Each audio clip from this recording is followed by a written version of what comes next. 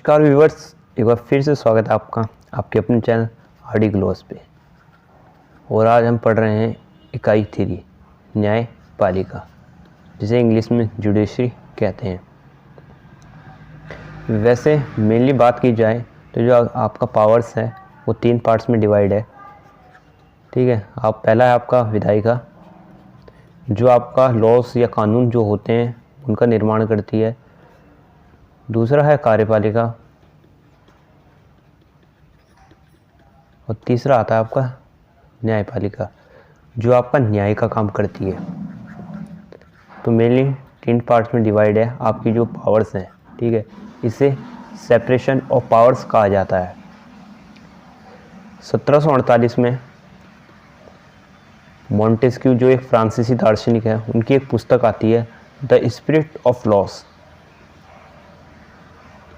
The spirit of loss, उसमें ये सिद्धांत दिया गया था आपका सेपरेशन ऑफ पावर्स। जो आपके पावर्स हैं उन्हें 3 भागों में डिवाइड किया गया है, इसलिए आपके 3 पार्ट्स हैं। तो आज हम आपके तीसरे पार्ट्स को पढ़ेंगे, आपका न्यायपालिका। आपका अध्याय 5 है। इससे पहले आपने पार्लियामेंट के बारे में पढ़ा और अंडरस्टैंडिंग लॉ, कानून की समझ, कानून क्या है, उसको चैप्टर को पढ़ा। और आज हम पढ़ रहे हैं आपका न्यायपालिका। तो चलिए शुरू करते हैं इसे।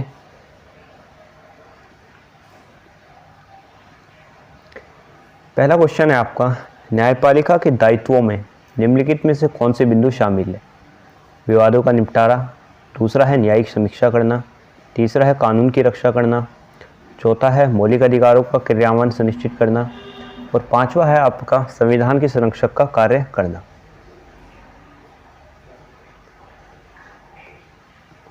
इसमें आपके 4 ऑप्शन दिए गए हैं। ए ऑप्शन है आपका केवल 1, 2 और 5, बी है 2, 4 और 5, सी ऑप्शन है आपका 2, 3, 4 और 5 और है उपयुक्त सभी। तो इसका जो आंसर होगा वो उपयुक्त सभी, इसका डी आंसर सही होगा। जो आपकी जुडिशरी है वो ये सभी काम करती है, विवादों का निपटारा भी करती है, न्यायिक समीक्षा करना, कानून की रक्षा करना, मौलिक अधिकारों का क्रियान्वयन सुनिश्चित करना और संविधान की रक्षा करने का कार्य करती है। तो ये सभी कथन आपके सही है।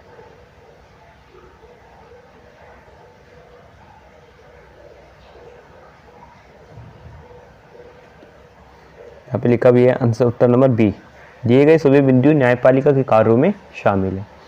क्वेश्चन नंबर 2 देखते हैं हम। निम्नलिखित कथनों पर विचार कीजिए। पहला कथन है आपका यहाँ पर, न्यायिक व्यवस्था नागरिकों को सरकारों, 2 राज्य सरकारों के मध्य तथा केंद्र व राज्य सरकारों के मध्य पैदा हुए विवादों का निपटारा व निपटारे का तंत्र उपलब्ध कराती है। कथन 2 है आपका, संविधान की व्याख्या करने का अधिकार सर्वोच्च न्यायालय के पास है। इन कथनों में से आपको बताना है कि कौन से कथन सत्य हैं।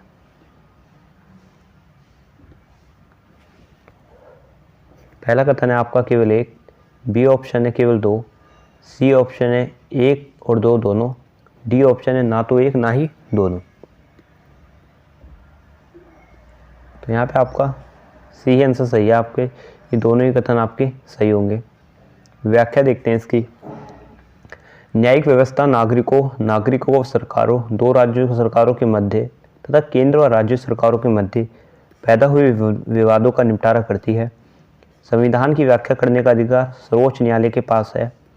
यदि संसद द्वारा पारित कोई भी अधिनियम संविधान के आधारभूत ढांचे का उल्लंघन करता है तो न्यायालय उसे उस हद तक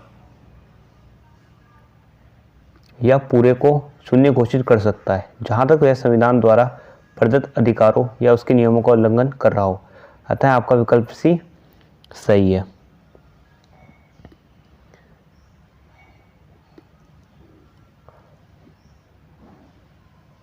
ठीक है, तो यहाँ पे बात की जा रही है आधारभूत ढांचे। तो ये क्या होता है? तो हम इसे रफ पेपर में समझते हैं एक अलग से ही। ये बहुत काफ़ी लंबा थ्योरी है और इसके ऊपर बहुत से केस वगैरह भी होते हैं। क्या वो केस होते हैं और कहाँ से ये शब्द निकला है आपका आधारभूत ढांचा, और इस चीज़ का क्या मतलब होता है कि न्यायालय उसे उस हद तक या पूरे को शून्य घोषित कर सकता है। तो इसे समझते हैं। पहले हम समझते हैं आधारभूत ढांचे का मतलब। आधारभूत ढांचा क्या होता है? आधारभूत ढांचा। तो इसकी जो शुरुआत होती है वो होती है आपकी 24 अप्रैल 1973 में केशवानंद भारती बनाम भारत सरकार केस से। उस वक्त इस शब्द का उल्लेख नहीं किया गया था कि आधारभूत ढांचे का, लेकिन इसकी शुरुआत वहीं से मानी जाती है। और जब इसकी जो अवधारणा आती है, आधारभूत ढांचे का जो शब्द निकल कर आता है, ये आता है आपका मिनर्वा मिल्स वर्सेस भारत सरकार। इस केस में ये अवधारणा निकल कर आती है। हालांकि कोई स्पष्टीकरण नहीं है कि आपका आधारभूत ढांचा होता क्या है। ऐसा कहीं भी संविधान में उल्लेखित नहीं किया गया है कि आपका आधारभूत ढांचा क्या होगा। ठीक है, लेकिन मूल ढांचे की जो अवधारणा है, इसको स्पष्ट करने का जो प्रयास था वो 45वें संविधान संशोधन में किया गया था, लेकिन राज्यसभा की असहमति के कारण उसे संविधान संशोधन विधेयक से निकाल दिया गया था। संविधान की जो मूल ढांचे को मानते हैं, ठीक है, संविधान की मूल ढांचे की अवधारणा को जो लोग मानते हैं, पहले हम समझते हैं आधारभूत ढांचे का मतलब। आधारभूत ढांचा क्या होता है? आधारभूत ढांचा। तो इसकी जो शुरुआत होती है वो होती है आपकी 24 अप्रैल 1973 में केशवानंद भारती बनाम भारत सरकार केस से। उस वक्त इस शब्द का उल्लेख नहीं किया गया था कि आधारभूत ढांचे का, लेकिन इसकी शुरुआत वहीं से मानी जाती है। और जब इसकी जो अवधारणा आती है, आधारभूत ढांचे का जो शब्द निकल कर आता है, ये आता है आपका मिनर्वा मिल्स वर्सेस भारत सरकार। इस केस में ये अवधारणा निकल कर आती है। हालांकि कोई स्पष्टीकरण नहीं है कि आपका आधारभूत ढांचा होता क्या है। ऐसा कहीं भी संविधान में उल्लेखित नहीं किया गया है कि आपका आधारभूत ढांचा क्या होगा।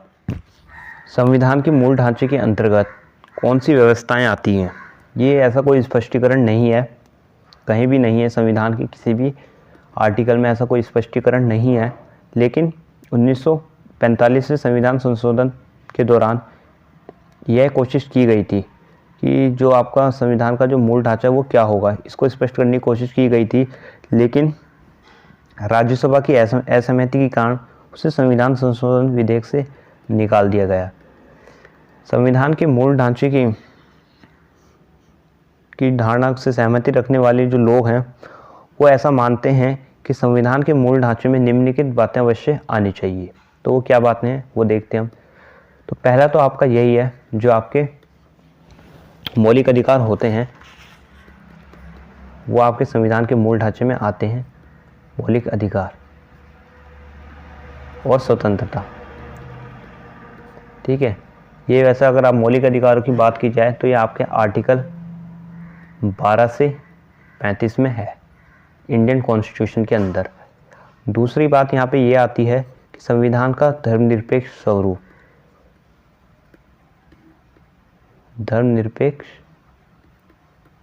स्वरूप। और तीसरी आती है यहाँ पे नागरिकों के मूल अधिकार स्वतंत्रता, ये आपने पढ़ लिया। और तीसरी आती है न्यायपालिका की स्वतंत्रता।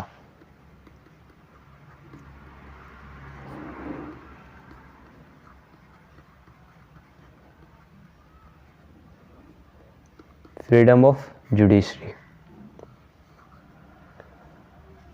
और चौथा आता है यहाँ पे संविधान का लोकतांत्रिक स्वरूप। संविधान का लोकतांत्रिक स्वरूप। तो संविधान का मूल ढांचे की जो अवधारणा को जो लोग मानते हैं उनके अनुसार ये बातें संविधान के मूल ढांचे में सम्मिलित होनी चाहिए। आपके मौलिक अधिकार होने चाहिए जो आपके आर्टिकल 12 से 35 तक हैं।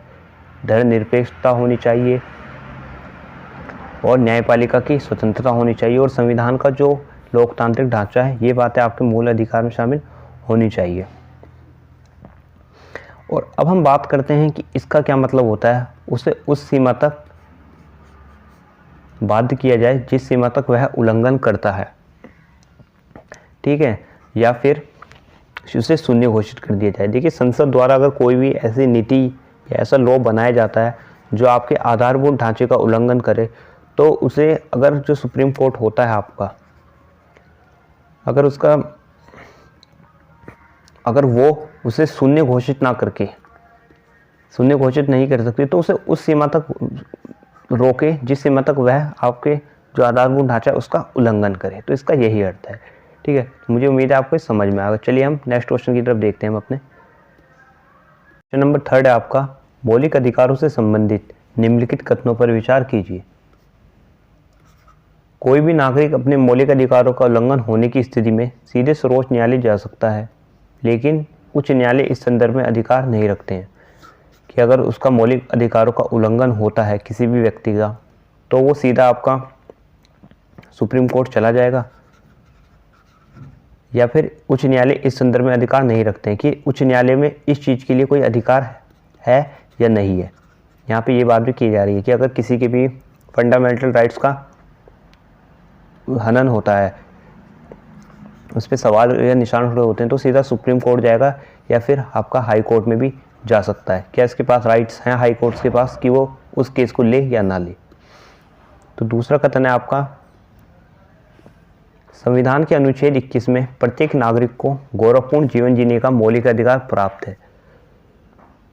स्वास्थ्य का अधिकार इन मौलिक अधिकारों के अंतर्गत शामिल है। देखिए, दो कथन तो आपका बिल्कुल सही है। यहाँ पे जो आर्टिकल 21 है वो आपको स्वतंत्र जीवन व गौरवपूर्ण जीवन जीने का मौलिक अधिकार प्राप्त है। बाकी हम पहला कथन देखते हैं इसमें से कि उपयुक्त कथनों में से कौन से कथन असत्य है। तो यहाँ पे आपको बताना है कि कौन से कथन असत्य हैं। यहाँ पे 4 ऑप्शन है आपके ये, तो इसका आंसर है केवल 1। आपका पहला वाला कथन जो है वो गलत है। ये कथन मैंने कहा था आपको, ये बिल्कुल सही है। जो आपका आर्टिकल जो 21 है वो प्रत्येक नागरिक को गौरवपूर्ण जीवन जीने का मौलिक अधिकार प्राप्त है। स्वास्थ्य का अधिकार इन्हीं मौलिक अधिकारों के अंतर्गत शामिल है।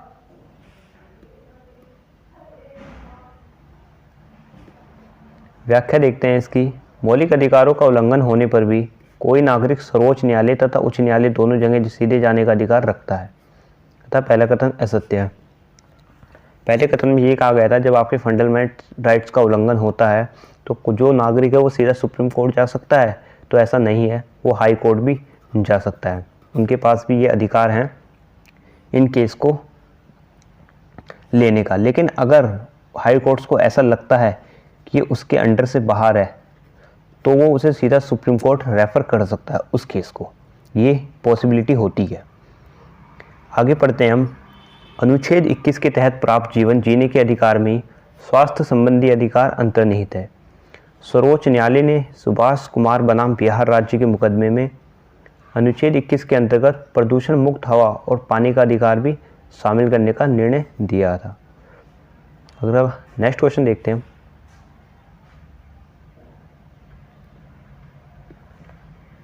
क्वेश्चन नंबर 4, भारत के सर्वोच्च न्यायालय के संबंध में निम्नलिखित कथनों पर विचार कीजिए। पहला कथन है आपका, इसकी स्थापना 26 जनवरी 1925 को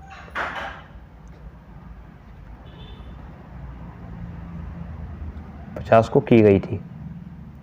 कथन 2 है, अपने पूर्ववर्ती फेडरल कोर्ट ऑफ इंडिया 1937-1949 की भांति यह न्यायालय भी पहले संसद भवन के अंदर चैम्बर ऑफ प्रिंसेस में हुआ करता था। तो इसमें से बताना आपको कौन सा कथन सत्य है। ए ऑप्शन है केवल 1, बी है केवल 2, सी ऑप्शन है आपका 1 और 2 दोनों, डी है ना तो 1 ना ही 2।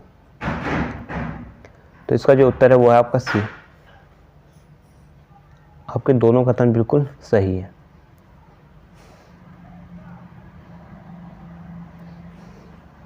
व्याख्या, भारतीय सर्वोच्च न्यायालय की स्थापना 26 जनवरी 1950 को हुई थी। जो आपका सुप्रीम कोर्ट है उसका जो इस्टेब्लिशमेंट था वो 26 जनवरी 1950 को होता है, जब आपका संविधान लागू हुआ था। वर्तमान भवन में आने से पहले पूर्व यह संसद भवन के अंदर ही हुआ करता था। इसे 1959 में चैम्बर ऑफ प्रिंसेस वर्तमान संसद भवन से स्थानांतरित करके वर्तमान सर्वोच्च न्यायालय की इमारत में स्थापित किया। जो आज आप सुप्रीम कोर्ट देखते हैं, पहले ये संसद के भवन के अंदर ही हुआ करता था। संसद भवन जब अंग्रेजों का गुलाम था तो इसे चैम्बर ऑफ प्रिंसेस कहा जाता था। तो उसके बाद जब ये हुआ तो 1958 में इसे स्थानांतरित कर दिया गया और वर्तमान में आप जो सुप्रीम कोर्ट देखते हैं ये वहाँ स्थानांतरित है।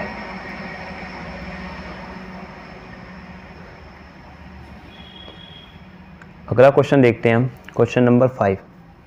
निम्नलिखित कथनों पर विचार कीजिए। पहला कथन है आपका, भारतीय संविधान में न्यायपालिका को पूरी तरह से स्वतंत्र नहीं रखा गया है, सरकार का उस पर नियंत्रण रहता है। कथन 2 है, उच्च व सर्वोच्च न्यायालय के न्यायाधीशों की नियुक्ति में सरकारों का दखल नहीं होने पर स्वतंत्र न्यायपालिका का होना संभव है। आपको बताना है कि इनमें से कौन से कथन आपके सही हैं। ऑप्शन ए है केवल 1, बी है केवल 2, सी है 1 और 2 दोनों, डी है ना तो 1 ना ही 2। तो इसका जो आंसर है वो है आपका बी। भारतीय संविधान में न्यायपालिका को पूरी तरह से स्वतंत्र रखा गया है, सरकार का उस पर कोई नियंत्रण नहीं होता है, अतः कथन 1 असत्य है।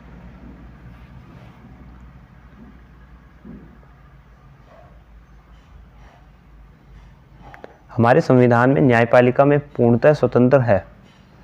उच्च व सर्वोच्च न्यायालय के न्यायाधीशों की नियुक्ति में सरकारों की दखल नहीं होने पर ही स्वतंत्र न्यायपालिका संभव है, अतः आपका कथन 2 सत्य है। ठीक है।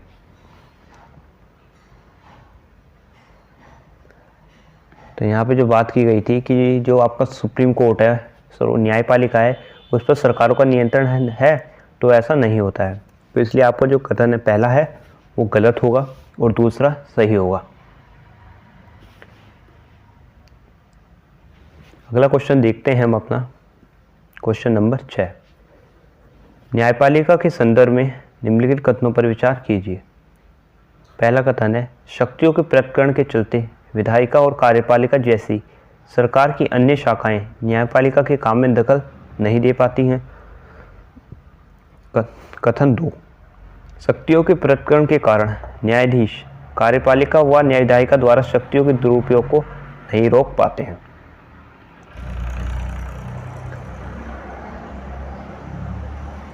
तो इसमें से आपको बताना है कि आपके कौन से कथन असत्य होंगे यानी गलत होंगे। कथन ए है आपका केवल 1, बी है केवल 2, सी है 1 और 2 दोनों, डी है ना तो 1 ना ही 2। तो इसका जो उत्तर है वो है आपका बी, केवल 2। आपका दूसरा कथन गलत है कि शक्तियों के पृथक्करण के कारण न्यायाधीश, कार्यपालिका व विधायिका द्वारा शक्तियों के दुरुपयोग को नहीं रोक पाते हैं।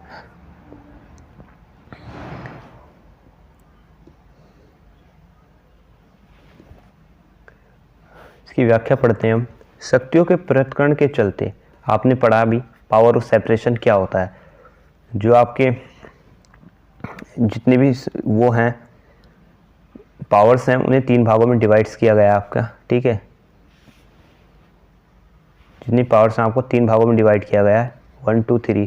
पहले में आता है आपका विधायिका जो आपके लॉस या कानून बना का निर्माण करती है।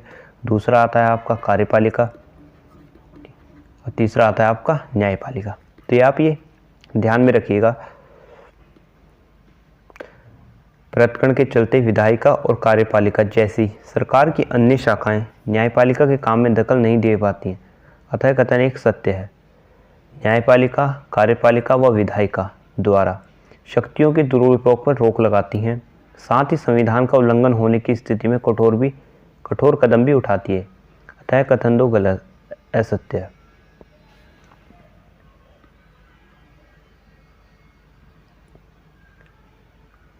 क्वेश्चन नंबर 7 देखते हैं हम अपना।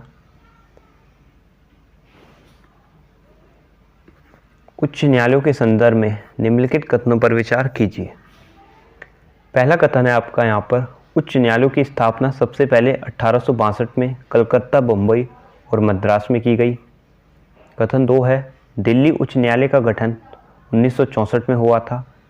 कथन 3 है यहाँ पर, उच्च न्यायालयों के न्यायिक क्षेत्र में एक व एक से अधिक राज्य शामिल हो सकते हैं। और कथन 4 है यहाँ पर, पूर्वोत्तर राज्य असम, नागालैंड, मिजोरम, अरुणाचल प्रदेश और मणिपुर का ही एक राज्य उच्च न्यायालय है। उपयुक्त कथनों में से आपको बताना है कि आपको कौन से कथन असत्य हैं।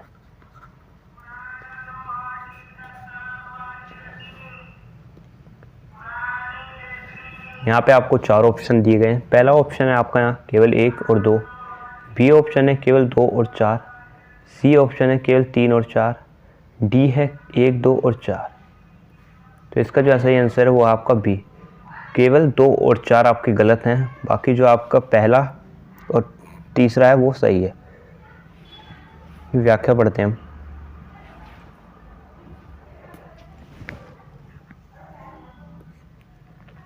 दिल्ली उच्च न्यायालय की स्थापना 1966 में हुई थी। जो आपका दिल्ली हाई कोर्ट है उसकी स्थापना कब हुई थी? 1668 में, 1966।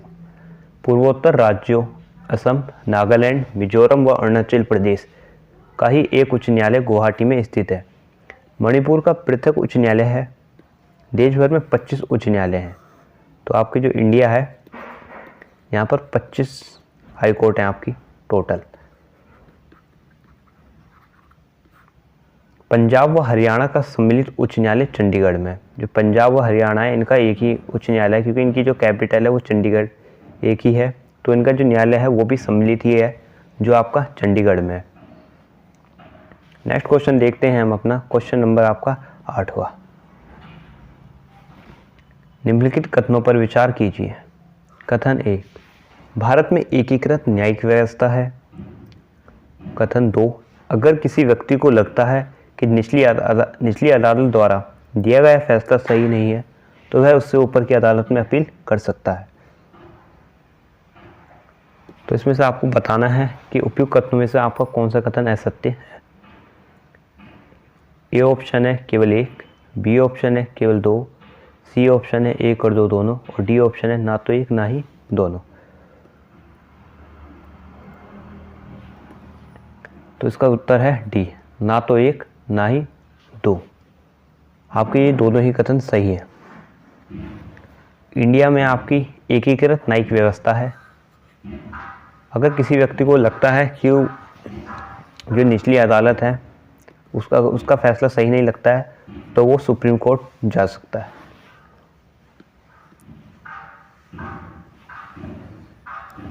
व्याख्या, भारत में एकीकृत न्यायिक व्यवस्था है, अर्थात ऊपर की अदालतों के फैसले नीचे की सारी अदालतों पर बाध्यकारी होते हैं। एकीकृत न्यायिक व्यवस्था का मतलब होता है कि जो सुप्रीम कोर्ट का जो फैसला होगा वो नीचे की जितनी भी आपकी अदालतें होंगी उन पर भी लागू होगा। फैसला सही नहीं है तो वह उससे ऊपर की अदालत में अपील कर सकता है। अगर किसी व्यक्ति को लगता है कि निचली अदालत द्वारा दिया गया फैसला सही नहीं है तो वह उससे ऊपर की अदालत में अपील कर सकता है। इसलिए आपका दोनों ही कथन यहाँ पर सत्य होते हैं। नेक्स्ट क्वेश्चन देखते हैं हम। क्वेश्चन नंबर 9 पढ़ते हैं हम अपना। निम्नलिखित कथनों पर विचार कीजिए। पहला कथन है आपका, स्कूलों में बच्चों को दिए जाने वाले मिड डे मील भोजन की शुरुआत जनहित याचिका के फलस्वरूप हुई। कथन 2, अनुच्छेद 21 के तहत प्राप्त जीवन के अधिकार में भोजन का अधिकार भी शामिल है। और कथन 3, पत्र के माध्यम से जनहित याचिका दायर नहीं की जा सकती है।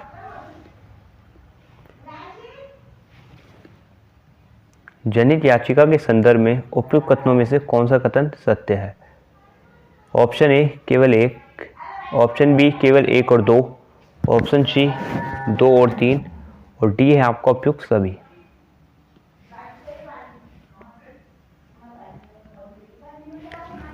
तो इसका जो आंसर है वो है आपका उत्तर बी सही है आपका।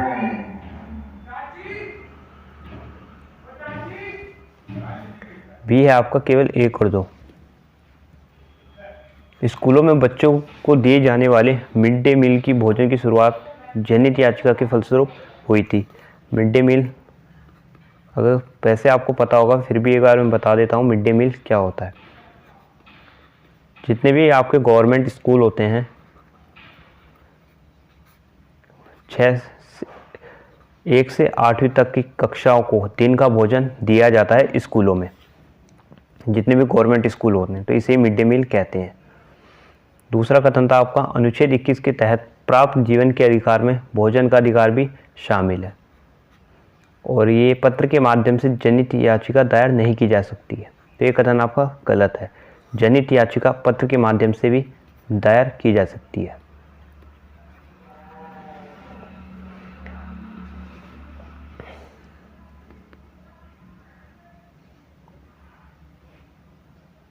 व्याख्या पढ़ते हैं हम। सरकारी या सरकारी सहायता प्राप्त स्कूलों में बच्चों को दिए जाने वाले मिड डे मील भोजन की शुरुआत जनहित याचिका के फलस्वरूप हुई थी, अतः कथन एक सत्य है। People's Union for Civil Liberties PUCL नामक एक संगठन ने सर्वोच्च न्यायालय में जनहित याचिका दायर कर अनुच्छेद 21 में जीवन के अधिकार में भोजन के अधिकार को भी शामिल करने की मांग की थी, जिसे सर्वोच्च न्यायालय द्वारा स्वीकार किया गया था। ये कथन 2 सत्य। तो यहाँ पे ये बात आपने समझा PUCL, ठीक है, ये एक संगठन था आपका। इसकी जो फुल फॉर्म थी वो थी People's Union for Civil Liberties. तो इसने सर्वोच्च न्यायालय, जो सुप्रीम कोर्ट है आपका, वहाँ जनहित याचिका दायर की थी कि जीवन के अधिकार में भोजन के अधिकार को भी शामिल करना है आपको। तो सुप्रीम कोर्ट ने ये बात आपकी स्वीकार कर ली थी। आगे पढ़ते हैं हम। सर्वोच्च न्यायालय या उच्च न्यायालय के नाम भेजे गए किसी पत्र या तार को जनहित याचिका माना जा सकता है, अतः कथन 3 आपका असत्य है। बंधुआ मजदूरों को अमानवीय श्रम से मुक्ति दिलाने व सजा काटने के बाद भी रिहा न किए जाने वाले कैदियों को रिहा कराने में जनहित याचिका की अहम भूमिका रही है। तो उम्मीद करते हैं आपको ये चैप्टर पसंद आया होगा। आपका नेक्स्ट अगली घर से कथा है क्या तू। अगला क्वेश्चन देखते हैं हम, क्वेश्चन नंबर 10। निम्नलिखित कथनों पर विचार कीजिए। पहला कथन है आपका भारतीय न्यायपालिका दुनिया की सबसे मजबूत न्यायपालिकाओं में शामिल है। कथन 2 है अनुच्छेद 21 में भोजन, स्वास्थ्य व आजीविका का अधिकार भी शामिल है। उपयुक्त कथनों में से आपको बताने हैं कि कौन से कथन आपके सत्य हैं।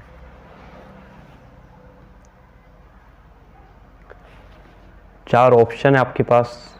ए ऑप्शन केवल 1, बी ऑप्शन है केवल 2, सी ऑप्शन है 1 और 2 दोनों, और डी है ना तो 1 ना ही 2। तो इसका सी आंसर सही है। ये दोनों ही कथन आपके सही है। अनुच्छेद 21 में भोजन, स्वास्थ्य व आजीविका का अधिकार भी शामिल है।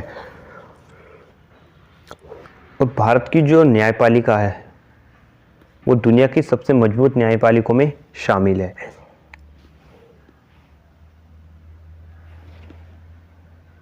व्याख्या। भारतीय न्यायपालिका दुनिया की सबसे मजबूत न्यायपालिकाओं में शामिल है।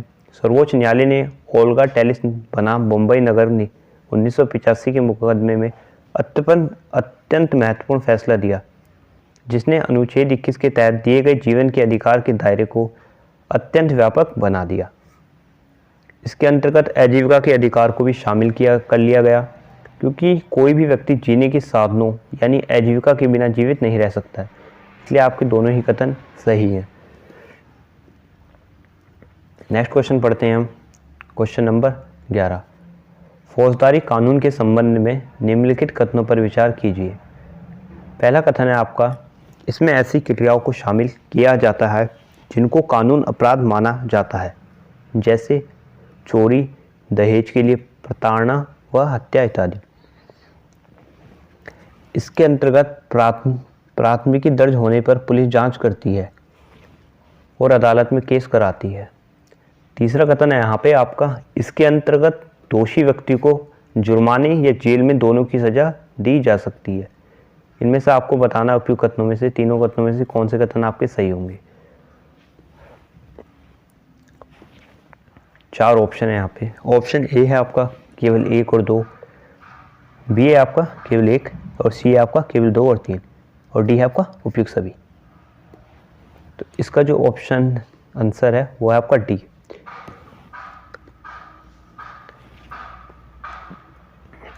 फौजदारी कानून के संबंध में दिए गए सभी कथन सत्य हैं।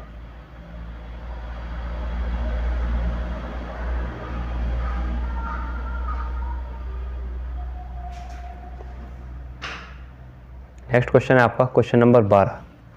दीवानी कानून के संबंध में निम्नलिखित कथनों में से कौन सा कथन सत्य है? पहला कथन है, इसका संबंध व्यक्ति विशेष के अधिकारों के उल्लंघन व अवहेलना से होता है। कथन 2, इसके अंतर्गत दायर याचिका पर अदालत राहत की व्यवस्था करवाती है।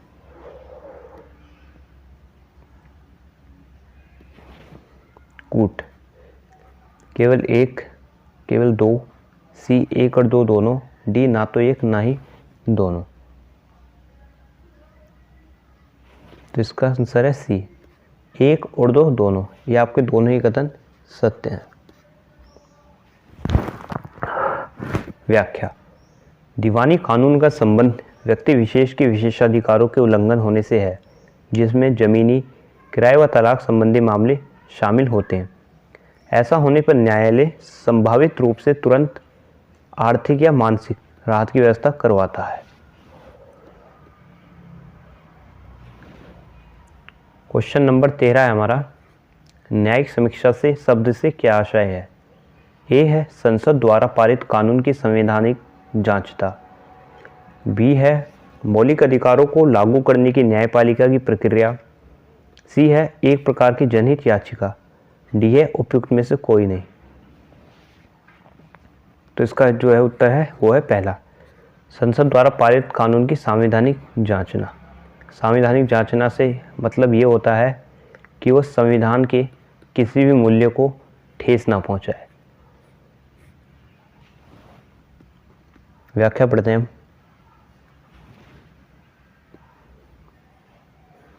संविधान की व्याख्या का अधिकार मुख्यतः न्यायपालिका के पास ही होता है। भारतीय संविधान के किसी अनुच्छेद में इसका स्पष्ट उल्लेख तो नहीं है, लेकिन अनुच्छेद 13, 2, 32 व 226 न्यायिक समीक्षा से संबंधित है। संसद द्वारा पारित कानून यदि संविधान के आधारभूत ढांचा हमने पहले समझा कि आधारभूत ढांचा क्या होता है। केशवानंद भारतीय बनाम केरल राज्य 1973 का उल्लंघन करता है, ये भी हमने पहले जाना। केशवानंद भारती केस को हम विस्तार से पढ़ेंगे कभी, क्या होता है।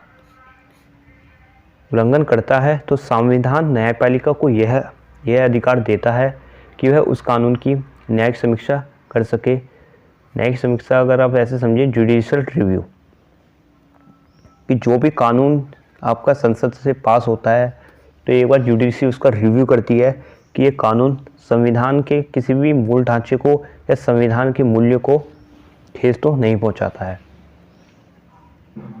संविधान न्यायपालिका को यह अधिकार देता है कि वह उस कानून की न्यायिक समीक्षा कर सके और उसे उस मात्रा तक शून्य घोषित कर सके जिस मात्रा तक वह कानून का उल्लंघन करता हो।